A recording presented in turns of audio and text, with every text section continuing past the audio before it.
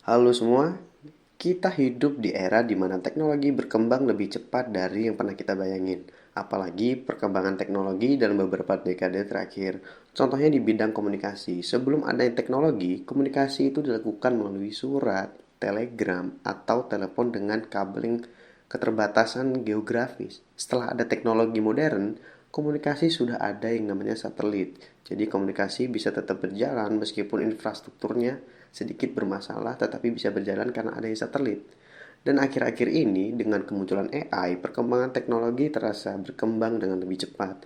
Dunia terasa semakin futuristik. Namun, bagaimana sih kita harus melihat masa depan dengan teknologi ini? Apa ini awal dari era keemasan atau justru pertanda kehancuran? Dalam perdebatan ini ada tiga perspektif utama. Pertama ada neo-futuris yang melihat teknologi itu sebagai alat menuju dunia yang lebih canggih. Dan perspektif yang melihat teknologi sangat-sangat positif dan sangat dibutuhkan dengan sedikit pengaruh buruk.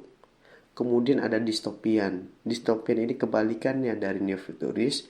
Mereka melihat bahwa teknologi itu sangat berbahaya jika kita ketergantungan pada teknologi atau melihat teknologi itu cenderung lebih banyak pengaruh buruknya daripada baiknya. Dan terakhir ada perspektif teknorealis di mana mereka tuh melihat bahwa teknologi itu membawa manfaat yang besar, tetapi juga bisa menciptakan masalah atau tantangan yang perlu dihadapi dan diantisipasi. Di sini saya akan menggunakan Perspektif teknorealis. Salah satu contoh efek positif dari teknologi adalah, ini, dubbing dari AI. Teknologi bukan hanya berpengaruh ke hal-hal kecil, teknologi juga berpengaruh ke peperangan yang sedang terjadi baru-baru ini. Salah satu teknologi yang sangat berpengaruh yaitu penggunaan drone sebagai senjata.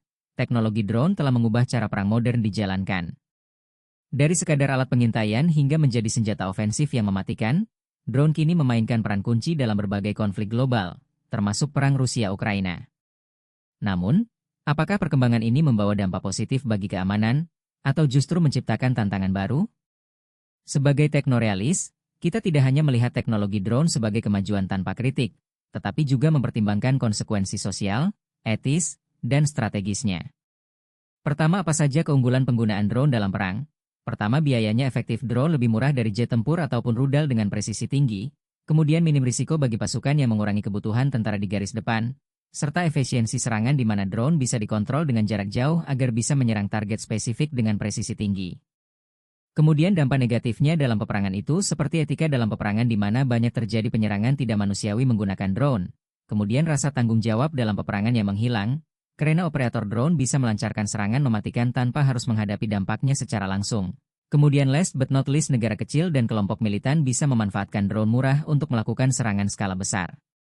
Jadi melihat efek positif dan negatif dari penggunaan drone dalam perang menggunakan perspektif teknorealis, penggunaan drone dalam perang dipandang sebagai kemajuan teknologi yang tak terhindarkan.